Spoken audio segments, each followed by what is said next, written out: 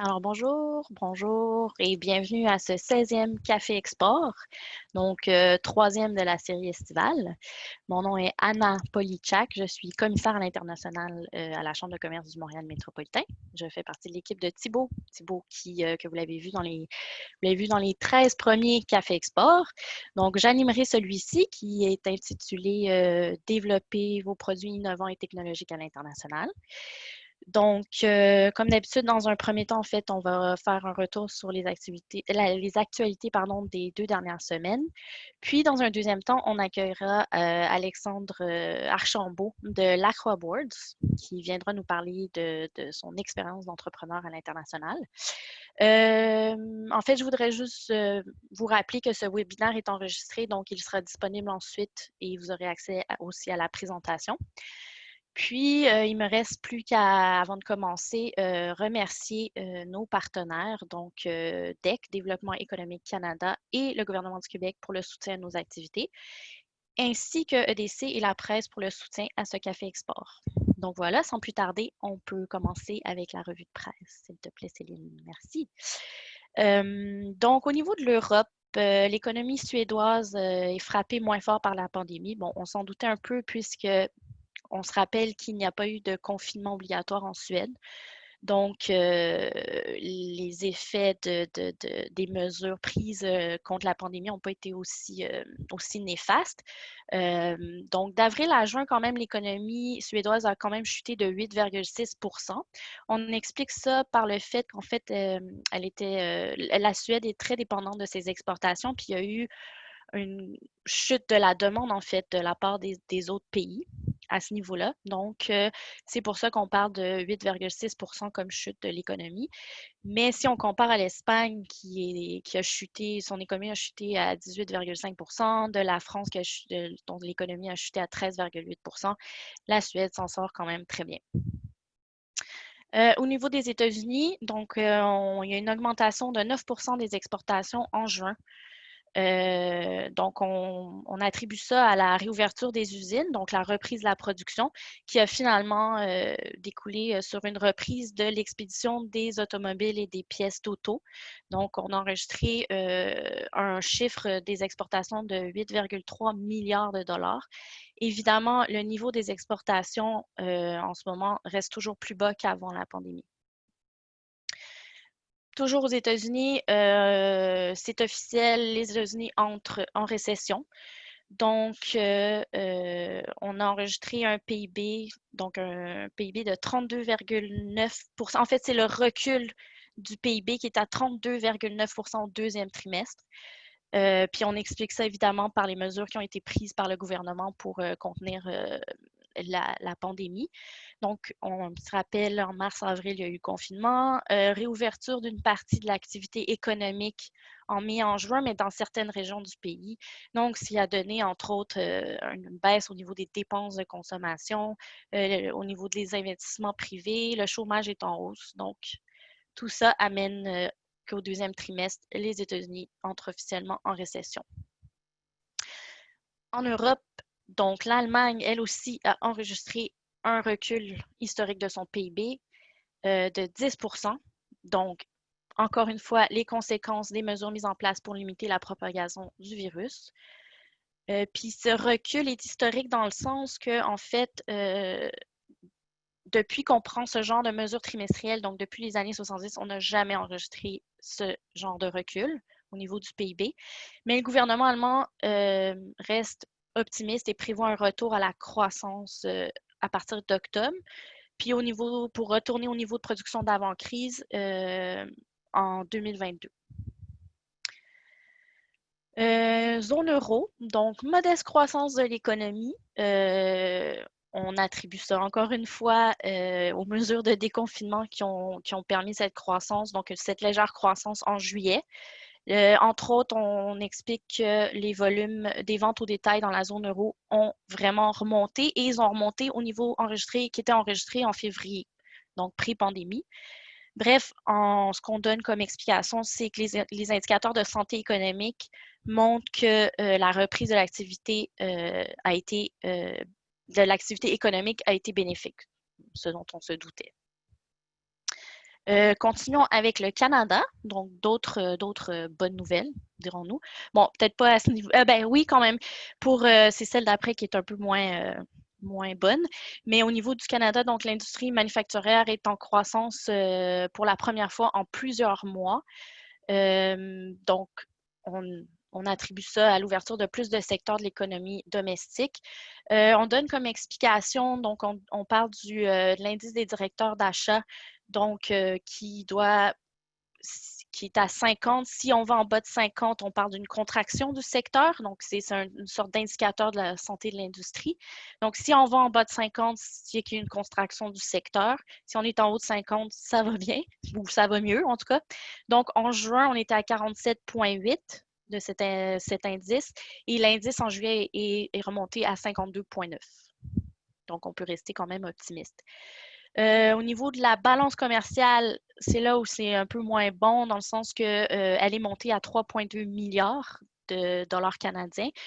Et pour vous donner un contexte, en mai, elle était à 1,3 milliard. Et ça, c'est juin, en fait, le 3,2 milliards.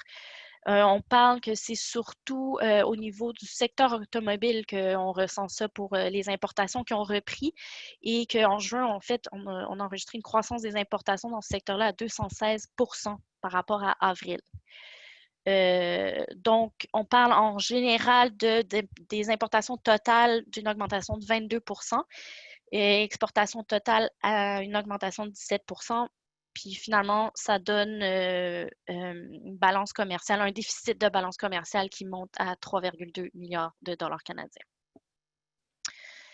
Maintenant, une nouvelle plus intéressante et plus encourageante. En fait, on parle de la prolongation du programme d'allègement du loyer des petites entreprises en août. Donc, dans le cadre du plan d'intervention économique pour répondre à la COVID-19, le ministre des Finances, donc Bill Morneau, a annoncé le 31 juillet dernier que le programme de l'aide d'urgence au Canada pour le loyer commercial, donc le AUCLC, serait prolongé d'1 mois. Donc, les entreprises admissibles auront donc de l'aide pour payer leur loyer en août. Et finalement, une bonne nouvelle, Apple a acquis l'entreprise montréalaise MobiWave pour 100 millions de dollars. Donc, MobiWave est une start-up montréalaise qui a en fait développé une technologie qui permet au iPhone d'accepter des paiements de carte bancaire. Donc, le téléphone lit directement la puce d'une carte débit ou de carte de crédit. L'entreprise va rester à Montréal, puis elle va continuer de développer sa technologie. Enfin, une mauvaise nouvelle qu'on ne pouvait pas passer sous silence. Donc, tout le monde est au courant de ce qui s'est passé à Beyrouth, mais on devait absolument prendre un moment pour le mentionner, puisqu'on a été tous choqués par la tragédie qui s'est passée il y a 2 jours, qui continue finalement, que le drame continue. On voulait seulement prendre un moment pour dire que nous sommes solidaires avec la communauté libanaise, qu'on est sensible à la tragédie qu'elle vit présentement et que toutes nos pensées vont vers elle. Maintenant, c'est la deuxième partie du Café Export. Donc, on va avoir le privilège d'accueillir Alexandre Archambault, qui est cofondateur et président de l'Accra Boards, qui va venir nous parler de son expérience d'entrepreneur à l'international, entre autres, et surtout, puisque c'est le Café Export. Donc, bonjour Alexandre, merci de nous rejoindre. Salut Anna, ça va bien? Oui, et toi? Oui, très bien, merci. Donc, j'aimerais qu'on commence sur, en fait, le début. Qu'est-ce que l'Accra Boards? Qu'est-ce que vous faites? Alors, La Croix, c'est une entreprise qui a démarré la conceptualisation du premier produit date de 2017, puis là, officiellement, les activités ont commencé en 2018, mars 2018, qui se spécialise dans le design, la conception et la manufacture de planches électriques haut de gamme.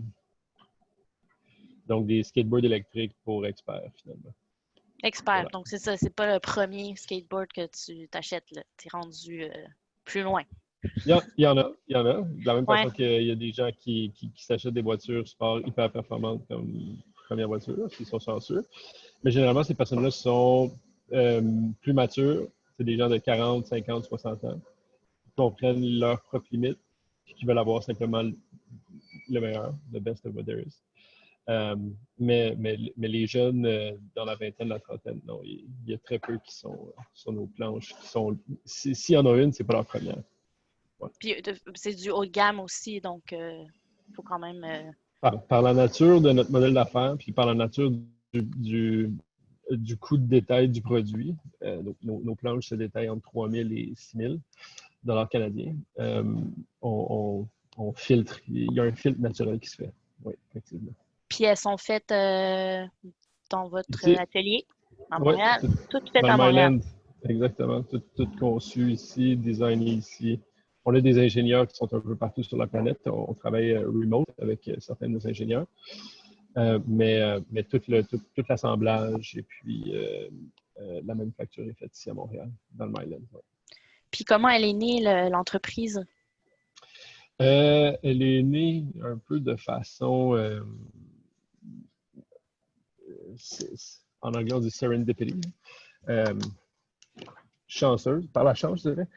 Donc, j'étais avocat en propriété intellectuelle dans une firme au centre-ville. Puis, j'ai toujours été quelqu'un qui pratiquait des sports extrêmes, là, considérés extrêmes, du vélo de montagne, du ski dans la poudreuse, etc. Et puis avec l'avenue des enfants, du kitesurf aussi, en fait, je dirais que le moteur de la croix est venu par une carence de kitesurf dans ma vie. Et donc, à ce moment-là, je cherchais une façon, parce que le kitesurf avec des jeunes enfants, c'est très difficile à pratiquer. Il faut partir 6 heures à la fois, puis ça ne fonctionne pas tant que ça avec des jeunes enfants, des bébés. Donc, je cherchais une façon de retrouver certaines sensations, si je peux dire. Et donc, en 2017, j'ai commencé à m'intéresser aux planches électriques et je voulais m'en acheter une pour aller au cabinet. Donc, je me suis dit, moi, j'habitais sur le plateau dans le temps. Je me suis dit, ben, si je peux aller sur le Mont-Royal, dans les chemins de gravel, puis le redescendre, tout ça, ce serait fantastique. Puis, en commençant à regarder, à ce moment-là, c'était les premières planches qui sortaient, non pas avec des roues de skateboard comme on les imagine en uréthane, mais des pneus de 6, 7, 8 pouces gonflables, un peu similaires à ceux qu'on retrouve sur des poussettes, par exemple, ou des petits vélos, juste des petits pneus gonflables. Et il y a des planches électriques qui commençaient à sortir avec cette sorte de pneus-là. Puis ça m'intéressait parce qu'à Montréal, les roues sont pas belles. Les routes sont pas belles. Puis, donc, en magasinant ça, longue histoire courte, il y avait des problèmes de fiabilité. À ce moment-là, il y avait une entreprise australienne, puis il y avait les skateboards électriques fonctionnent essentiellement tous de la même façon, avec une manette qu'on tient dans la main qui gère l'accélération et le freinage. Puis le mouvement de ballon gauche-droite, c'est le même qu'en snowboard, en planche à neige ou en skateboard ou en kitesurf. C'est l'équilibre du corps qui gère ça. Donc, la manette gère seulement l'accélération et le freinage. Donc, il y avait des problèmes à cette époque-là, en 2017. En fait, cette entreprise a encore des problèmes, mais des problèmes de déconnexion entre la manette et la planche. Puis ça, une déconnexion, ça veut simplement dire que si on veut freiner, ben, ça ne fonctionne plus. Et donc, oui, c'est ça. Donc, pour moi, qui avait des jeunes enfants, c'était simplement impensable. Je me suis dit, je ne peux pas me mettre à risque comme ça. Et donc, j'ai commencé à fouiller un peu. Et puis, j'ai découvert qu'il y avait une communauté de DIY, des gens qui DIY, do it yourself en anglais, des gens qui fabriquaient leurs planches électriques eux-mêmes. Donc, une communauté d'ingénieurs, de gens à l'international qui étaient des passionnés de planches, puis qui ont mis des pièces de voitures. Ça a commencé comme ça, avec les petites autos téléguidées, qui avaient des pièces puis là, des pièces qui se sont améliorées, puis là, qui étaient capables de mouvoir un engin qui était plus gros avec plus de poids, c'est-à-dire un skateboard. Et puis, donc, cette communauté-là était déjà rendue assez mature, puis avait développé des pièces pour fabriquer des skateboards qui, ce que j'ai compris, puis ce que j'ai appris en lisant beaucoup puis en faisant des recherches, étaient beaucoup plus fiables que les modèles de production qu'on retrouvait sur le marché à cette époque-là. Donc, je m'en suis construit un ici avec un ingénieur à Montréal, un autre technicien ici, et ces gens-là se sont joints à la croix par la suite, évidemment. Ça a été le déclencheur. Vous êtes rendu à combien, excuse-moi, vous êtes rendu à combien d'employés, là? Une douzaine maintenant. Okay. Oui, une douzaine. Et puis, incluant 4 ingénieurs là-dedans, qui sont vraiment le core, là, je dirais, de l'innovation et de ce qu'on fait. Donc, maintenant, là, ce que l'entreprise est devenue. À cette époque-là, ils ont juste fait une planche, puis c'était celle que je me suis servi pour aller au cabinet. Mais je me faisais arrêter beaucoup dans la rue. Mon frère s'en a construit une, puis on allait se promener le soir, on avait du fun. Puis les gens nous arrêtaient pour savoir s'ils pouvaient l'acheter. Puis on disait, non, on ne peut pas l'acheter, on l'a construit. Puis, c'est cool, OK. Fait qu'on on s'est mis à réfléchir, puis là, on s'est dit, ben, pourquoi est-ce qu'on n'essaye pas d'en faire un sideline? Tu sais, on pouvait, la planche qu'on avait développée à cette époque-là, on avait pris c'était un Frankenstein, je veux dire, il y avait pas de pièces. Donc, la, le- le- la planche sur laquelle on repose nos pieds en tant que telle, je l'ai encore ici, cette planche-là, c'était une planche dont on sert en Angleterre pour faire du kitesurf sur des plaines. Donc, ouais, donc les Anglais, eux, ils veulent pas aller dans l'eau parce que l'eau est super froide, puis il fait jamais beau. Mais ils ont des grandes étendues de gazon, donc ils sortent leur tête, puis ils font ça sur une planche avec des grosses roues. Donc, on a pris essentiellement une planche comme ça, puis on a mis une batterie en dessous avec des moteurs. Ça, c'est la première planche qui existait. Mais cette planche-là, étant donné qu'elle est faite pour faire des sauts, elle est en carbone, elle plie, elle a un arc dedans. C'est pour ça que je fais ça avec mes mains, là. Elle est très arquée, elle est en forme d'arc-en-ciel. Et donc, à la longue, c'est très inconfortable, ça. Bref, c'est là qu'est venue l'idée de faire une nouvelle plateforme en bois, ici, faite à Montréal, puis un rack à batterie en fibre de carbone. Mon frère avait de l'expérience dans les voitures haut de gamme. C'est là-dedans qu'il travaille, il travaille encore. Donc, on a mélangé un peu tout ça ensemble, puis on a sorti la première planche qui se destinait seulement au marché du DIY, du do-it-yourself. Donc, sans trop de risques. Tout ce qu'on avait besoin de leur livrer, c'est une planche puis un rack à batterie en carbone. Les deux étaient faits conjointement, donc les lignes étaient belles, le design était beau, les deux morceaux étaient faits pour aller ensemble, ce qui, à cette époque-là, était une innovation parce que les gens prenaient toujours une planche, puis après ça, ils essayaient de se patenter un rack à batterie en dessous. Là, c'était deux planches qui étaient faites pour aller ensemble, qui étaient faites pour fléchir ensemble, qui étaient faites, toutes s'épousaient de façon parfaitement, toutes les courbes s'épousaient de façon parfaite. Donc, c'est comme ça qu'on a pénétré le marché, finalement, c'est avec... Puis, dans le fond, finalement, l'innovation, elle fait toujours partie de votre processus. Là. Vous êtes tout le temps en train d'innover. C'est le moteur. C'est le moteur. C'est plate à dire, mais les Asiatiques sont toujours à peu près 18 mois derrière nous, en train de regarder ce qu'on fait, toujours en train de vouloir sortir exactement un clone de ce qu'on fait à moitié moins cher. C'est la réalité c'est pas un cliché, là. Ils sont très bons pour exécuter des copies. Donc, évidemment, notre modèle d'affaires, non seulement dans la conceptualisation, mais également de la façon dont on divise nos fournisseurs. Il n'y a pas un fournisseur qui connaît toutes les recettes de la C'est pour ça que tout est ici à Montréal. Chaque fournisseur est super bon dans ce qu'ils font, mais il n'y a personne qui a assemblé tous nos morceaux ensemble jusqu'à maintenant, puis il n'y a personne qui va jamais le faire. Parce que ça va avoir un sacré bout de temps, jusqu'à temps que l'entreprise soit substantiellement plus établie. Donc, c'est la façon dont on se protège maintenant, parce que protéger de la propriété intellectuelle en Chine, ça vaut ce que ça vaut. C'est bien si tu es Apple puis Samsung puis tu es capable de payer des centaines de millions pour aller défendre un brevet, mais nous, c'est simplement pas possible. Donc, il faut qu'on trouve des façons wise de se protéger. Donc, ça, c'en est une. Puis l'autre chose aussi, donc, en ayant toujours ça qui est toujours un peu dans notre angle mort, le risque d'une copie très, très moins chère, finalement, il y a deux choses. Donc, on innove beaucoup, puis on offre un excellent service à la clientèle. Donc, ce qui fait en sorte que nos clients sont toujours bien servis par nous, ce qui est pas le cas avec, malheureusement, les planches budget chinoises. Elles sont pas chères, mais si elles brisent, tu as zéro service et puis il faut essentiellement que tu rachètes une autre. Nous, en 2 ans, il n'y a jamais une planche qui est revenue ici, dans le Myland. Toutes nos planches sont toujours en opération. C'est très important pour nous. Donc, c'est comme ça un peu qu'on se distingue de deux côtés. On innove toujours. On est toujours en train de travailler sur quelque chose de nouveau, mais ça, c'est dans notre nature aussi. C'est pas difficile pour nous de faire ça. On est toujours en train de vouloir améliorer et de sortir la next thing. Donc, il y a ça. Puis la deuxième chose, c'est d'être smart dans la façon dont on... Puis d'ailleurs, en tout cas, vos clients sont tellement contents que finalement, c'est eux qui font la promotion sur les réseaux sociaux de tes produits. Oui, on est chanceux. Nous, on était de toute façon... C'est parce qu'on entend souvent parler de des logiciels. Quand on parle de start-up, d'habitude, on parle de logiciels de software. Où le déploiement de software partout se fait en cliquant quelques boutons. C'est pas très difficile. Nous, c'est complètement l'inverse. C'est excessivement compliqué de fabriquer ces petites planches-là. Il faut essentiellement avoir une chaîne de montage qui ressemble à celle d'un véhicule avec toute une panoplie de fournisseurs qu'il faut tous synchroniser. Donc, c'est très compliqué. Honnêtement, il y a probablement des façons beaucoup plus faciles de gagner sa vie que de faire des planches électriques. Pour moi, pas plus plaisant. Donc,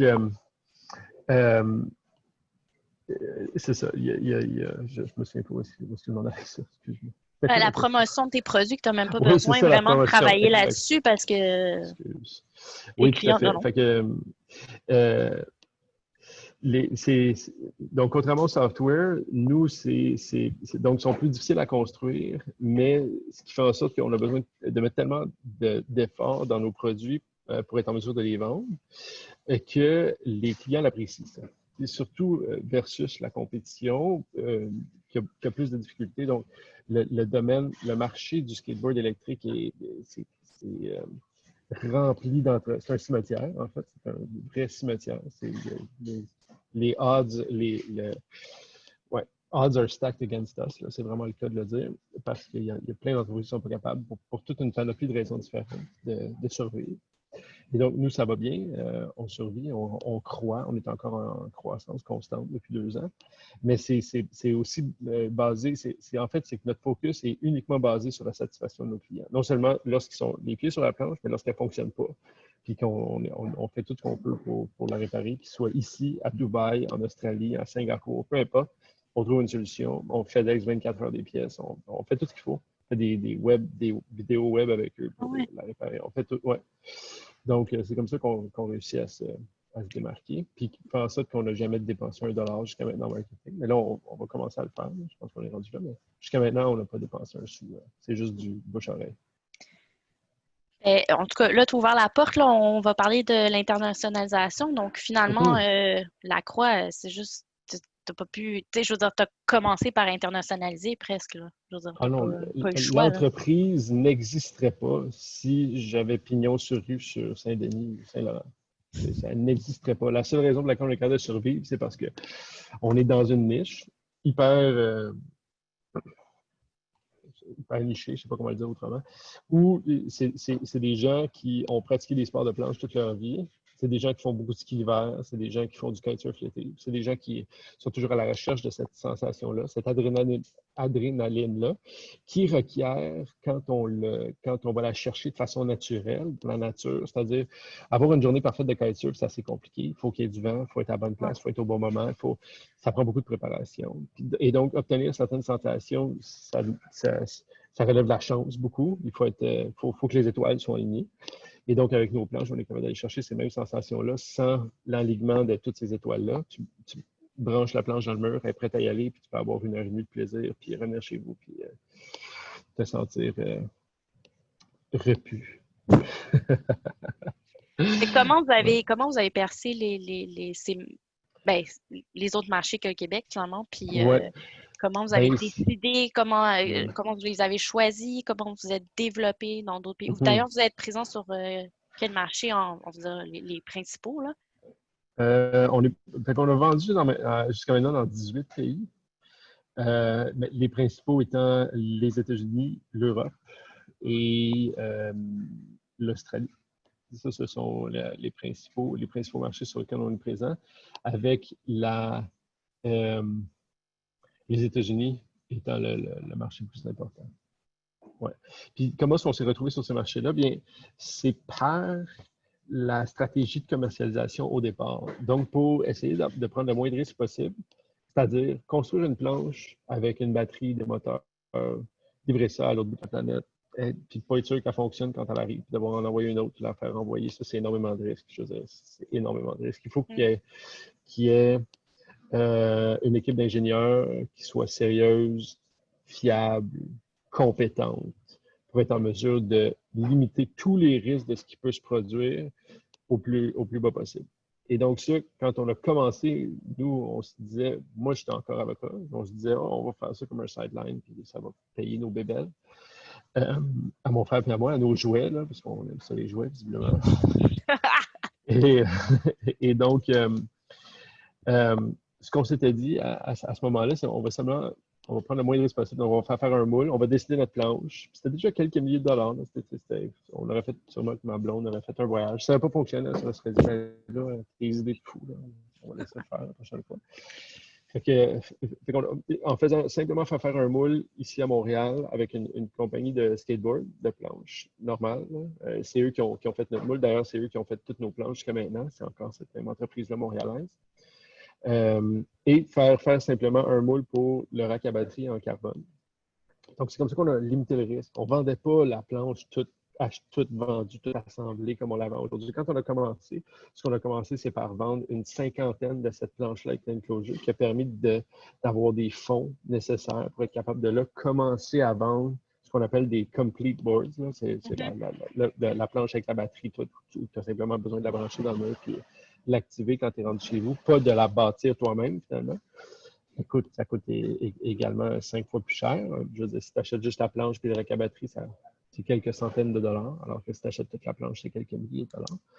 Mais c'était en rentrant dans le marché doucement comme ça par la communauté DIY qui, à cette époque-là, et même encore aujourd'hui, est celle qui drive l'industrie vers l'avant. C'est ceux qui prennent le plus de risques. Tous nos nouveaux produits, ils le savent. Ces gens-là, ils savent ils savent les risques qu'ils prennent en testant nos nouveaux produits, puis qu'ils peuvent se blesser, tout ça. Mais évidemment, on essaie toujours de baisser ce risque-là, mais c'est quand même des gens qui sont prêts à le faire, qui sont toujours à la fine pointe, qui veulent toujours pousser les choses. Puis c'était le vrai dans ce temps-là. Puis c'est comme ça, c'est avec ce marché-là, mais tout comme notre marché aujourd'hui, c'est des gens qui sont explosés partout dans le monde. Donc, dès le départ, on a vendu 50 de ces kits-là qu'on appelait, on appelait ça des kits, la planche puis le rack à batterie en carbone. On a vendu ça dans une trentaine de pays. Je veux dire, dès la première. Tu sais, fait que nos ventes, dès le départ, étaient vers l'international parce que cette communauté-là, qui est toute petite, existe simplement parce que c'est des gens partout dans le monde qui sont intéressés.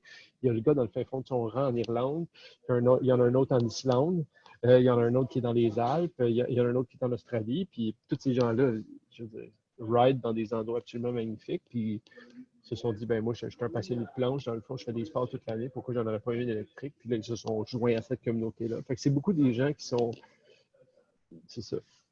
Puis c'était en ligne, en fait, alors, finalement, qu'ils passaient leur commande. Ouais, tout Sur ça. votre site. Depuis le départ, on n'a pas de place d'art. Je veux dire, on dit aux gens, aux Montréalais, puis même il y a des Américains, des fois, qui viennent faire le pèlerinage pour venir chercher leurs planches. Là. Ceux qui habitent Vermont, Tri-State Area, là, Vermont, Massachusetts, même Washington, New York, des fois, ils montent, ils viennent monter pour la fin de semaine, ils viennent chercher leurs planches, puis ils redescendent. Mais on n'a pas de place, on n'a pas de pignon sur rue. C'est vraiment un atelier ici. Là. Quand tu rentres, tu es rendu littéralement dans l'atelier d'assemblage, puis il y a tout le monde qui travaille. Fait que, ouais. Mais il y a quand même certains pays où tu as vendu à travers des distributeurs, non? Des distributeurs Oui, locaux?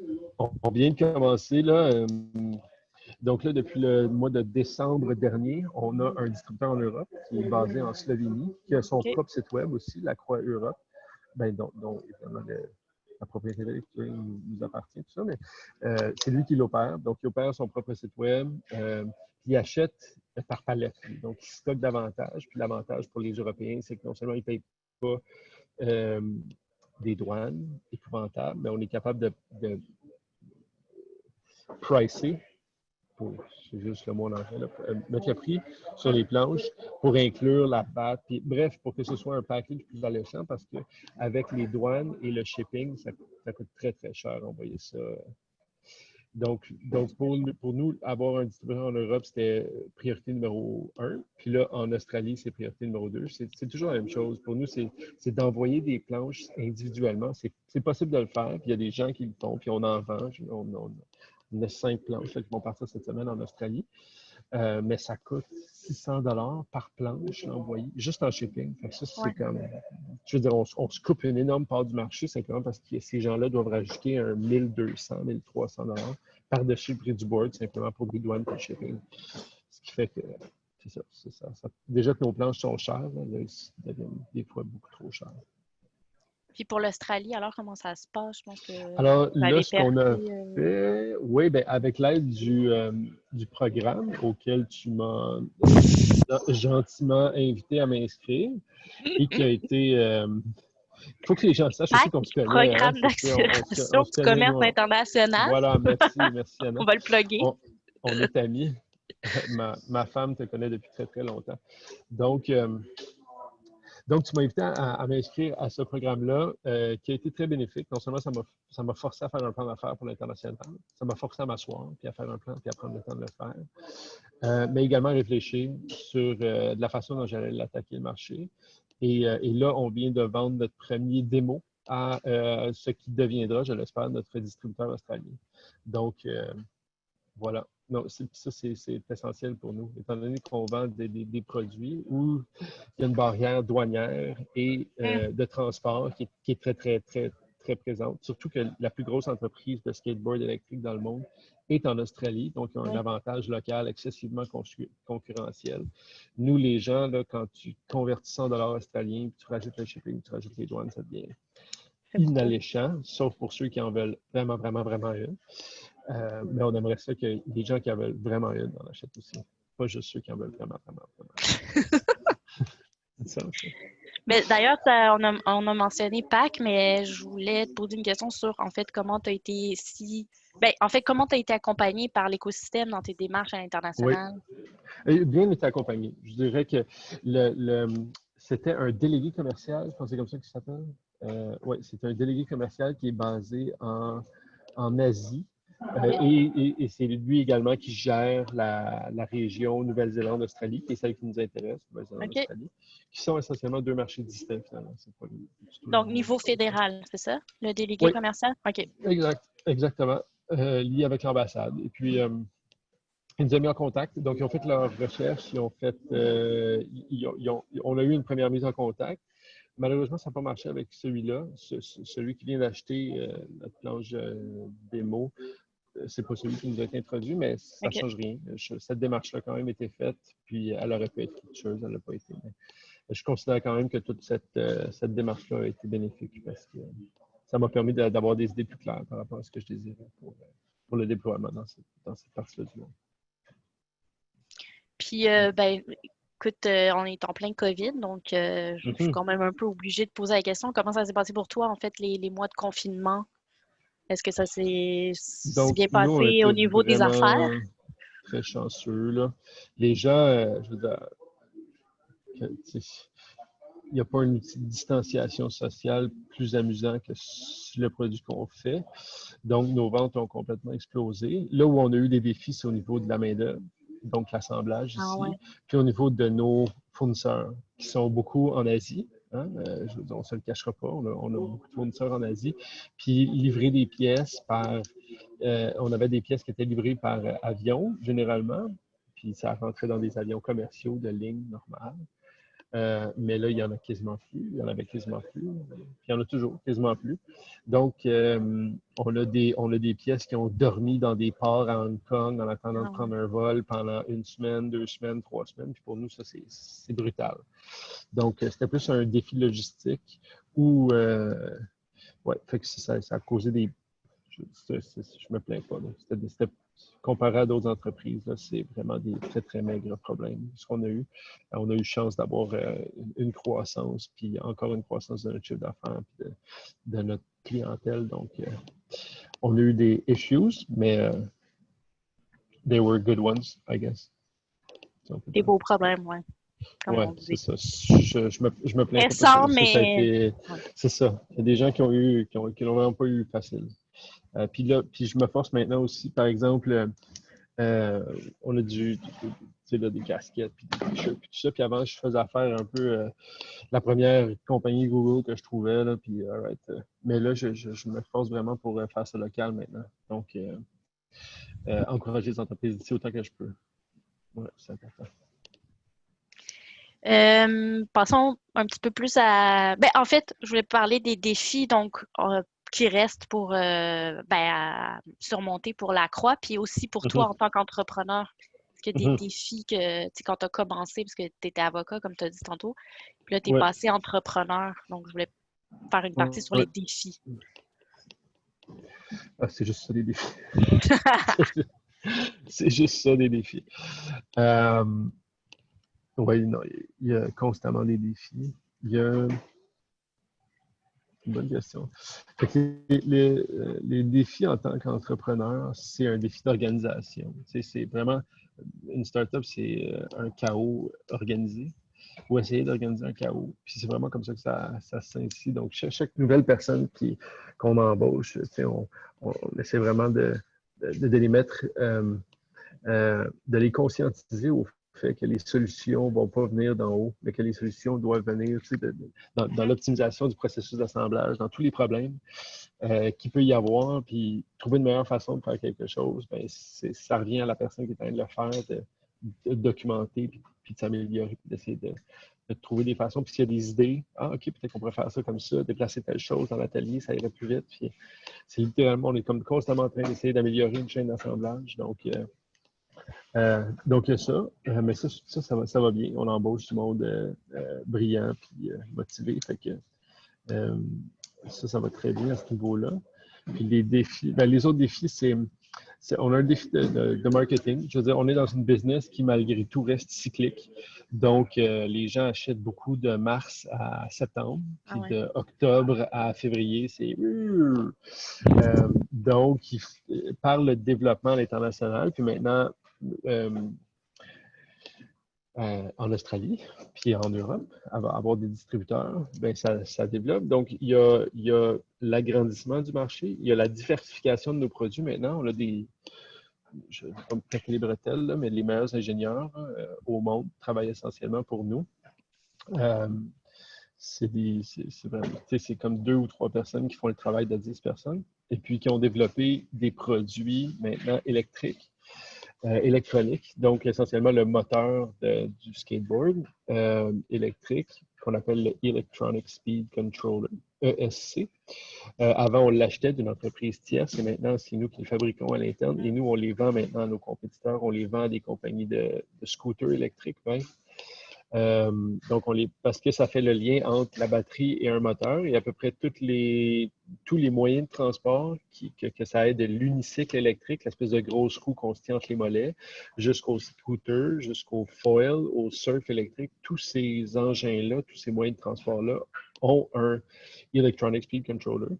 Et celui qu'on fait, c'est littéralement le meilleur au monde en ce moment. Donc, il y a ça aussi, la diversification des produits qui nous permet également d'assurer une croissance. Et il y a un défi, il y a toujours, à chaque fois qu'on ajoute un nouveau produit dans notre gamme de produits, ça crée toute une autre panoplie de problèmes qui deviennent des défis finalement. Hein. Mais c'est ça. Donc, non, des défis, on a juste de ça ici. Puis au niveau personnel, ben ça, c'est aussi évidemment. L'un ne va pas sans l'autre. Non. Non. Non, on n'est pas du tout immunisé. Il faut être un peu fou, hein, partir d'une business, honnêtement. Il faut être un peu fou. Mais il faut être, c'est cliché, là, on entend toujours les mêmes affaires, là, mais commencer une business dans quelque chose qui ne te passionne pas, je vois Oui, non, pas. ça va être dur. C'est déjà dur, fait que si t'es pas C'est déjà passionné, dur, exactement. Moi, je suis en train de fabriquer ma planche de rêve, essentiellement. C'est ça qui est fou, tu sais. Moi, je suis le premier fan là, de mes boards. Là. Quand les gens m'écrivent, ils sont comme, oui, mais je suis en train de regarder un compétiteur. Je le dis, je suis la personne la plus biaisée que tu peux dire. Mon board, c'est mon dream board. Chaque millimètre est réfléchi. Puis là, je leur explique. Je dis comme, écoute, va à tel endroit, puis va demander à ces gens-là. Eux, ils en ont ride plein de boards, puis ils vont être capables de te donner une opinion moins biaisée que la mienne. Mais puisque tu demandes, je vais quand même te répondre pourquoi les nôtres sont mais substantiellement meilleur que la compétition. Puis je veux dire, je les ai toutes testées, là, la compétition. Fait que je n'étais pas satisfait. Fait que, ouais. Donc, il y a ça. Il faut être passionné parce que c'est difficile. C'est très difficile. Il y a des hauts, il y a des highs incroyables. Là, il y a une journée là, où il y a un peu moins de ventes. Puis là, tu te dis, ah, ça y est, c'est la fin. ah oui. Personne qui va acheter ça. Puis, maintenant, je suis un petit peu moins susceptible à ça, mais Au départ, je pensais que chaque vente, c'est la dernière. Je me disais, la dernière, celle-là, c'est la dernière, on est mieux d'arrêter. Je sais pas qui va acheter d'autres après. Puis là, finalement, à un moment donné, tu t'habitues, tu dis, OK, ouais, ben, regarde, ça marche. On fait des efforts, puis on a met beaucoup d'efforts dans sa clientèle, puis de s'assurer que tout le monde est content, puis qu'il n'y a jamais personne qui ait rien à dire de négatif contre l'entreprise. Ça, c'est excessivement important. Donc, Et très satisfaisant, j'en ai j'imagine, une. personnellement Ouais. aussi. Oui, c'est sûr. Tu sais, on se promène aux États-Unis, on s'en va dans toutes les villes où on en a vendu, puis là, tout le monde vient de nous parler, puis là, tu vois toutes les planches que tu as construites qui sont là, puis tu es comme, aïe, c'est bizarre. On les a toutes, ils ont toutes passé à travers nos mains, ces planches-là, puis fait que, ouais, c'est un thrill c'est assez unique, définitivement, très, très unique. Très privilégié de pouvoir vivre ça. Il reste quelques minutes, là, genre 2 minutes. J'aimerais juste.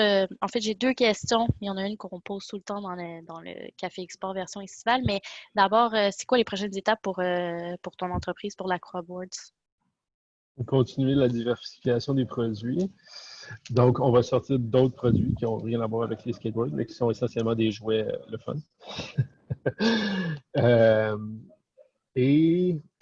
D'un autre côté, c'est également au niveau des skates, c'est une stratégie un peu comme on voit dans le domaine de l'automobile. Donc, c'est de continuer à développer un modèle hyper, hyper, hyper haut de gamme. Donc, continuer à développer notre modèle qui coûte 4 000 US. On va continuer à le raffiner, mettre une suspension dessus, enlever les courroies pour avoir tout un mouvement, une transmission qui est fermée. Puis, bref, on continue à innover ça. Continuer à pousser la note par rapport à ça. Puis ensuite, on se dirige vers un modèle budget board, qui est beaucoup moins cher, où là, on va faire compétition avec les Chinois. Parce qu'on va en sortir 5 fois plus, 10 fois plus par année. Puis là, c'est pour ça qu'on est en train de chercher une nouvelle place d'affaires, parce que si ça c'est pas possible de faire ça, on est maximisé ici. Mais c'est une stratégie de trickle down où on développe, puis où les gens qui sont prêts, puis qui ont les moyens de payer pour les innovations, ben les gens vont finir par y goûter dans 2 ou 3 ans dans un board qui est moins cher. Puis ça nous permet d'avoir justement un range, un éventail de clients qui est beaucoup plus large parce que là, on ne se tient plus seulement dans le haut de gamme, hyper haut de gamme, mais on se tient également dans le bas de gamme. Puis étant une entreprise qui est essentiellement faite par des gens qui roulent nos boards, puis qui veulent avoir la meilleure expérience possible lorsqu'on les roule, de sortir une planche qui est considérablement moins chère, on pense que ça va être... c'est une stratégie qui n'a jamais été faite encore. Il n'y a aucune compagnie qui a fait ça. De faire du hyper haut de gamme puis d'être capable de scaler pour être capable d'en faire 5 fois plus bas de gamme, encore construit ici, à Montréal. Donc, ça, c'est la stratégie pour croître l'entreprise au cours de la prochaine année qui demande, on est en train de magasiner un local commercial, essayer de l'acheter. Je veux dire, on reste une entreprise manufacturière, donc il y a des conditions intéressantes. Comme tu as mentionné au départ, je veux dire, dans les 4 derniers mois, les manufactures au Canada ont cru. Le domaine manufacturier est en croissance. Puis nous, c'est ce qu'on constate aussi dans notre entreprise. Donc, diversification des produits, ça s'en va par là. Puis également, éventail de produits plus large à l'intérieur de la niche dans laquelle on est déjà connu. C'est ça. Que de beaux projets. Que de beaux défis. J'espère, ouais. Oui, c'est définitivement des défis. Ouais. Et ben, la dernière question, qu'est-ce que ça représente pour toi à l'international? Ça représente tout. Je veux dire, sans l'international, il n'y aurait simplement pas de la Croix. Donc, la facilité avec laquelle on est capable de déployer des nouveaux produits. Je veux dire, c'est assez hallucinant qu'une boîte, là, notre planche, là, quand elle est boîtée, c'est une grosse boîte en carton, ça pèse 75 livres. C'est un monstre. Là. On a de la misère à tenir ça comme ça. Puis en 4 jours, ça peut se rendre en Australie de l'Ouest, à Perth. C'est assez hallucinant quand même que quelqu'un puisse à l'autre bout de la planète. Donc, c'est ce qui nous a permis de croître finalement. C'est le réseau de logistique qui est efficace, très efficace quand même. Puis également Ben, les programmes comme celui que tu m'as présenté, qui m'a conscientisé. Tu sais, nous, évidemment, les entrepreneurs, c'est toujours la même affaire, hein, c'est gérer son temps. Où est-ce que je mets mon temps? Mm. Chaque minute de ma journée est importante. Puis si je perds mon temps, il n'y a rien de pire. Absolument rien de pire. Et donc, de me forcer à m'asseoir pour faire un plan d'affaires, dans ce cas-là, je dirais que ça va être bénéfique. Même si, généralement, je ne suis pas un fan des plans d'affaires, je pense que c'est un peu une perte de temps, mais dans mon cas, pour ça m'a forcé à réfléchir à certaines questions puis à organiser mes idées. Puis pour ça, je pense que ça valait la peine. Voilà. Mais quelle belle conclusion! Ouais, ça vient de mon fond parce que je sais que si c'était pas bon, je l'aurais dit live. Mais en tout cas, je te remercie d'avoir participé à ce Café Merci, Anna. Export puis d'avoir Ça partagé fait ton plaisir. expérience. C'était vraiment Ça m'a fait un très grand intéressant, plaisir. passionnant. Ah, passionnant. Oui, oui. Ah, ben, c'est gentil. J'espère que les gens Merci. en retireront. Puis, voilà. À bientôt, Anna. Merci. À la Salut. prochaine. Bye. Ciao.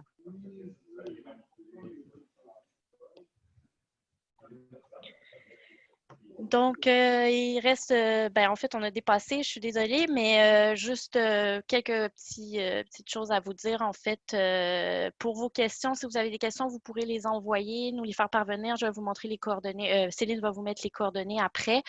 Donc, juste pour vous rappeler, le Café Export est enregistré.